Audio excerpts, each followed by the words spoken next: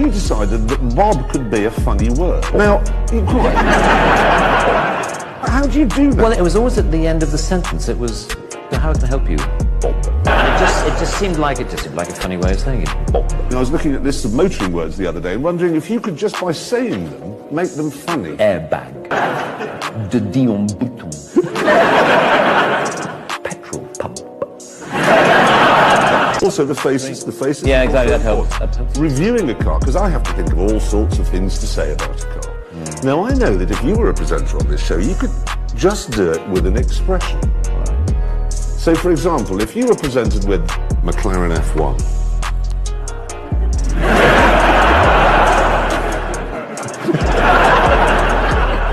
the imperiousness one gets from a Range Rover.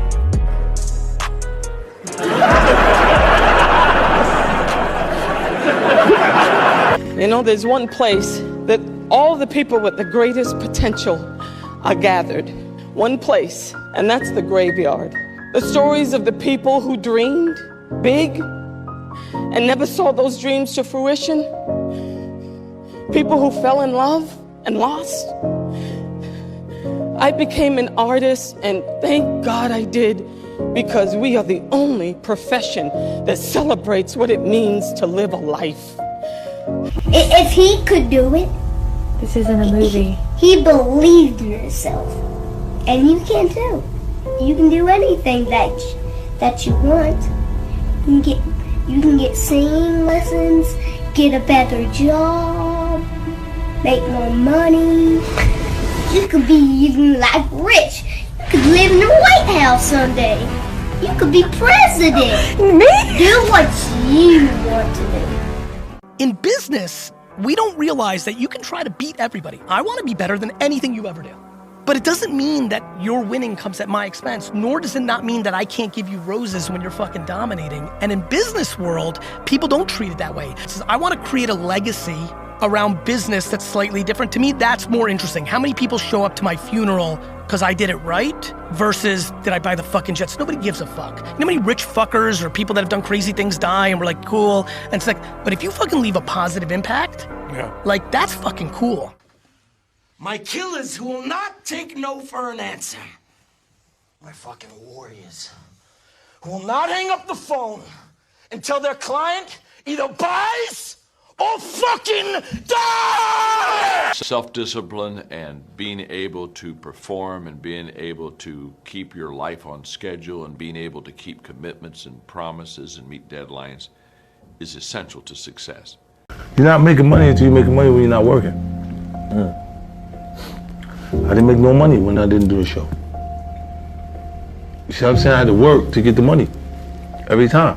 When I'm not in the show, and the show is still, they go, how you keep yourself off your own show? Oh, I don't understand that. Right. I'm like, cause this motherfucker on automatic pilot. I was poor because I didn't have anything. I had no money, I had no things, we had no TV, we had no refrigerator, we had nothing as kids, but I was rich because I had a dream. I stopped being a victim. I stopped saying I've got to wait for good things to happen to me, and I said I'm gonna grind. Winners win and losers lose. I can't explain it any better than that. I don't know how it happens, but winners win. How do you identify what's next? I just read a lot, right? I'm just one of those guys that just consumes information. On what, the internet or where? Everything. Yeah, everything, anywhere I can get it, I just try to learn. And you've always been this way? Yeah, I've always been like a knowledge geek. Mostly tech, but it could be anything. Anything business related, technology related, marketing related, culture related. I want to try to stay on top of it. This means that whenever you give, it's always going to come back. So you don't have to ever think about that again. Just give. And the rewards will be greater than you can ever imagine. Make a choice. Right? You just decide what it's going to be, who you're going to be, how you're going to do it. Just decide. And then from that point, the universe is going to get out your way. Dangerous, hopeful for humanity. Like, what's your view on that? Maybe we're in the metaverse right now. It's just metaverse is all the way down. I don't know if I necessarily buy into this metaverse stuff. Although people talk to me a lot about it. It's Web3, you know, like, sure, you can put a TV on your nose. Yeah.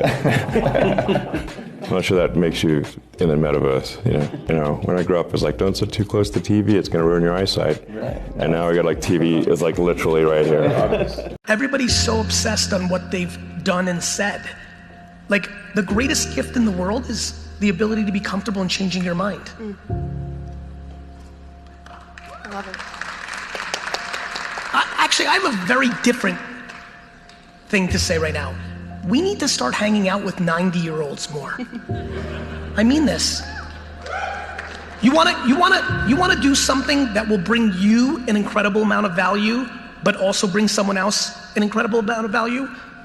Go donate your time to a retirement home for 1 week. Look, I know I sometimes say or post strange things, but that's just how my brain works. To anyone I've offended, I just want to say, I reinvented electric cars and I'm sending people to Mars in a rocket ship.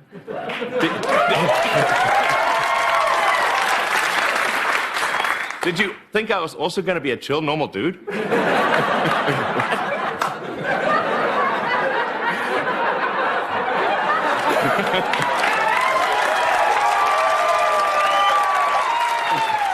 When I was broke, the idea, if someone told me they had 30 or 40 grand in the bank, I thought they were doing good. Now I'm sitting at a table, everyone's wearing a $100,000 watch. Nobody gives a fuck. It's just like, there's levels to the game. And when you get up to the top, you realize there's money everywhere. The abundance mindset, there are so many rich people. So if you're not where you want to be financially, I hope this pisses you off, because I'm telling you to annoy you, that you're sitting there struggling to pay your bills. There are people out there making so much money you couldn't possibly fathom, who have anything they want all of the time. And you may sit there and go, oh, but they're miserable. A lot of them aren't. Trust me, they're having a great time. So you need to make a bunch more money, because there's money everywhere. An introvert loses energy from social interaction. An extrovert gains energy from social interaction. So an introvert wakes up in the morning with 5 coins. Every social interaction, they spend a coin. At the end, they are depleted. An extrovert wakes up with no coins. Every social interaction, they get a coin, and by the end, they feel rich. Like going to a party, they gives them energy, versus going to a party sucks your energy. What I have learned is I have a big personality, but I'm still an introvert. So what I've learned is that it doesn't matter which one you are. The question is how do you leverage what you got, right? And so I go to parties with an extrovert, right? Because that way they can do all the talking, and I can just stand there and just eat the cheese. But if you notice, I've learned to leverage what I have. We hang around people that make us feel better, that tell us what we want to hear, not what we need to hear. And so we stay away from those people. And we stay away from those people, like our internal dialogue becomes that kind, it's okay, it's not okay. So that's where it starts. It starts with that accountability of it's not okay anymore. This can no longer be okay. And calling yourself out for exactly what you are and exactly how you need to fix it. That's where it starts. I'm really self-conscious about my music, and even if I do a good job, I always wonder, how I could have done it better. I rarely celebrate anything, and just for anyone watching this that's wondering how this happened, that's really the answer. It's being so unsure how you're getting it done that you just kind of keep going in the hopes of figuring out the formula. Just feeling so lucky and blessed that the fear of losing it keeps you up at night. One time my mom said, you need to get a job. I said, I already have a job. I'm just not getting paid yet. Actually, I have a career. That's a huge punchline. Real stuff, man. I'm working on my dream. That's my job. If I'm gonna pay attention to my nightmare, I should be able to work on my dream. Well, one of them is gonna take my energy. I would rather give my energy to my dream than my nightmare. The secret is there's certain times, don't think. Like when you get up in the morning, don't think. Just roll out of bed, go in your life cycle, or go on a bicycle ride, or go to the gym, work out. You know that's what you have to do. And then read something and learn something. So don't even think about it.